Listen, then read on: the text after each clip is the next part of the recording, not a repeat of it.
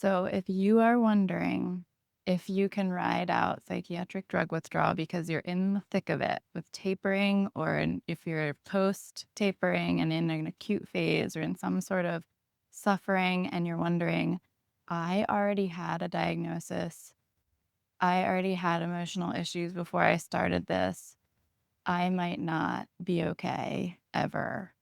Please stay tuned because I want to talk about that with you. That is just not true. Wag my finger.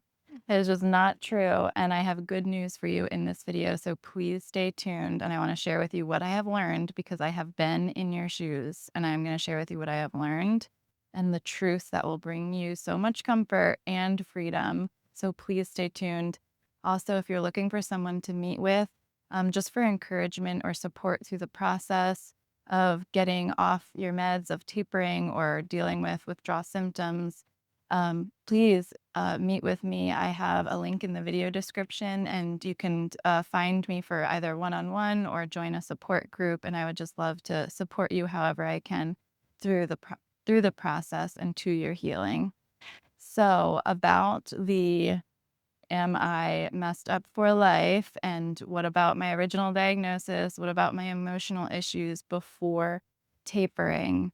Let's dive into that. I had multiple diagnoses, and I had multiple different emotional issues, some that were pretty recurring.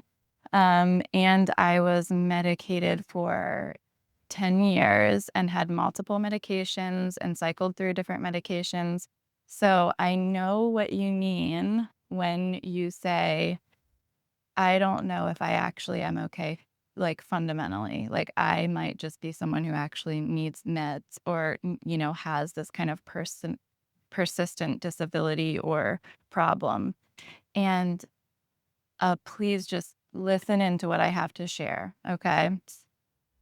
So the whole psych med world was developed hand in hand with the DSM, okay? And so what they did was they expanded diagnostic criteria to be able to give diagnosis to more people, and then more people would then be eligible for medications. And so this is a system, and that's part of what has happened is the mental health care um, has fallen into a medicalized system, and that has not led to more people having more health and more freedom, but has led into dependency, both on the diagnosis and on the medications. And so it if you watch like the film Medicating Normal, or the myth of the serotonin myth or any of those.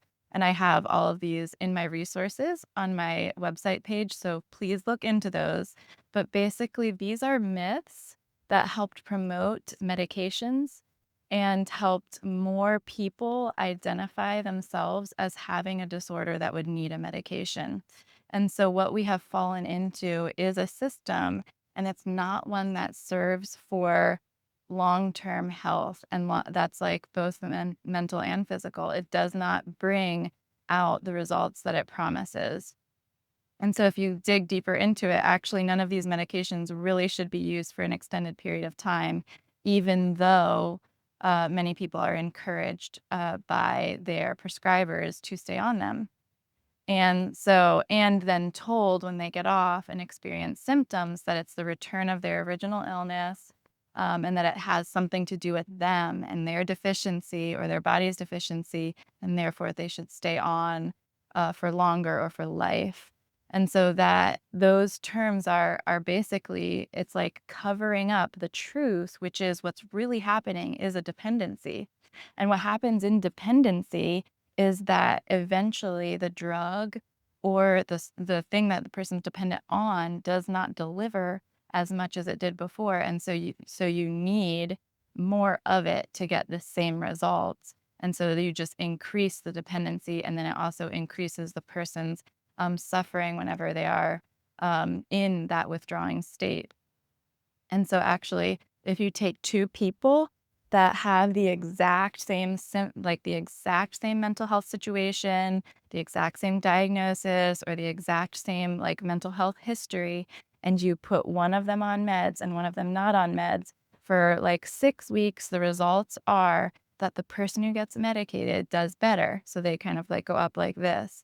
And the other person doesn't recover as fast. But then after that 6 weeks point, the chart goes down, and the person who's medicated has a rocky decline in their mental health. And the other person who did not get medicated but had the same situation does like after that 6 week period does even out, and then their mental health is more of an even line of something steady.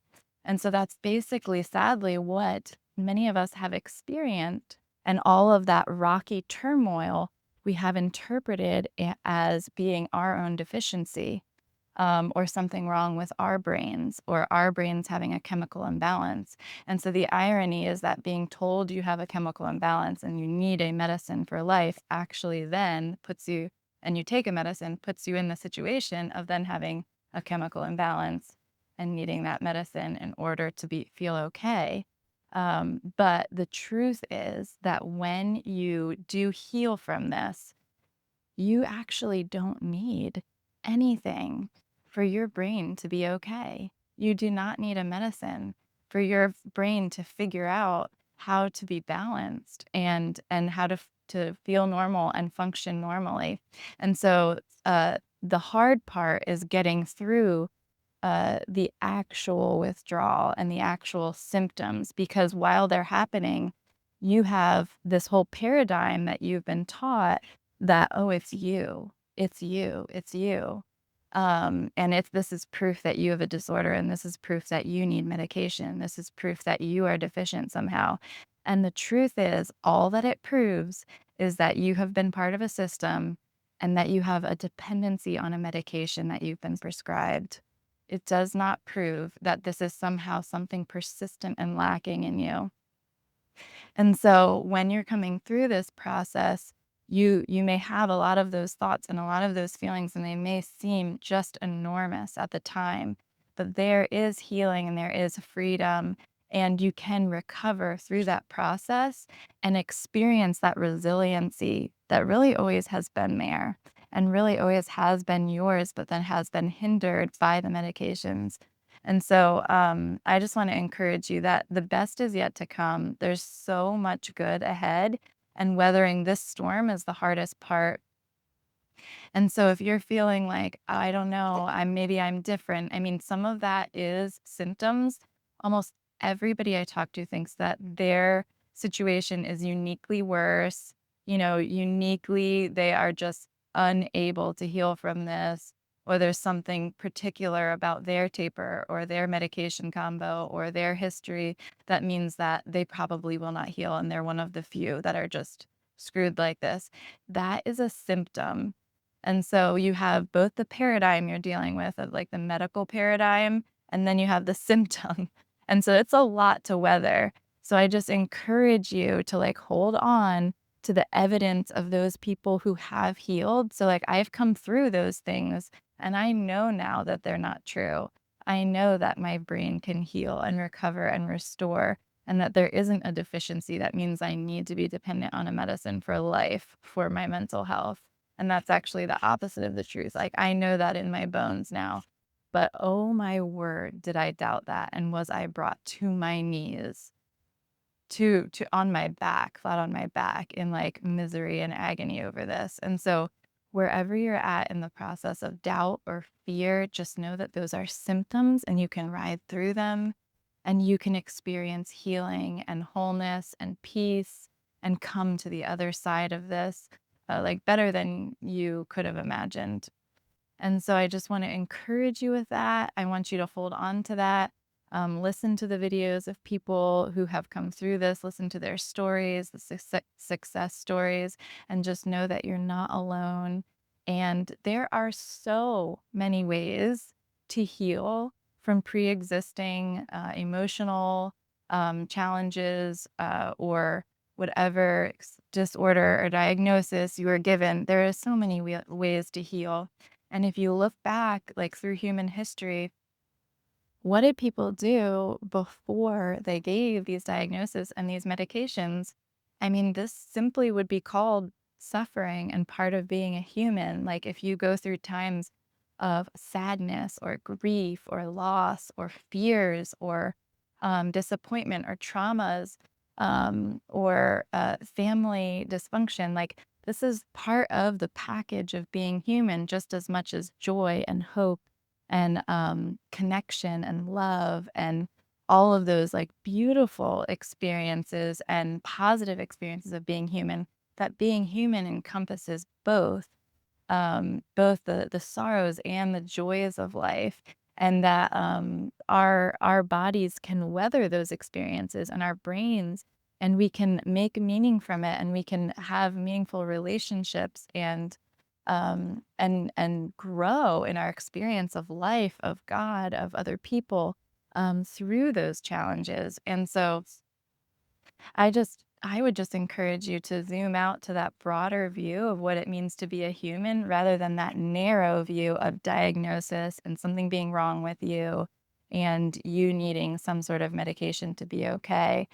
And just know that like just as other people have healed, you can heal and your body can come through this. And this dependency is more similar to any other dependency that any many people heal from their dependencies and can come through and be healthier. And so you can see that in like the recovery world when people have become dependent on drugs or alcohol or other substances or things that they can come through and heal. And even though we haven't had an addiction behavior habit, we have been prescribed a medication that is a drug and that we have become chemically dependent on.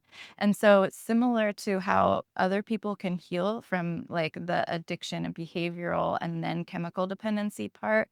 We can heal from that chemical dependency and be fully recovered and come out the other side with hope to encourage others with. And so I just encourage you that there is so much healing and so much even to be gained through this process and through the suffering. And so don't think that this is all loss. Even my time of being in my worst suffering, I do treasure now because I can see how much I've gained through it. And so you never know what amazing things can be happening even in the midst of your suffering. And so take heart. It will not always be like this. It will not always be this bad. And there's so much good to come.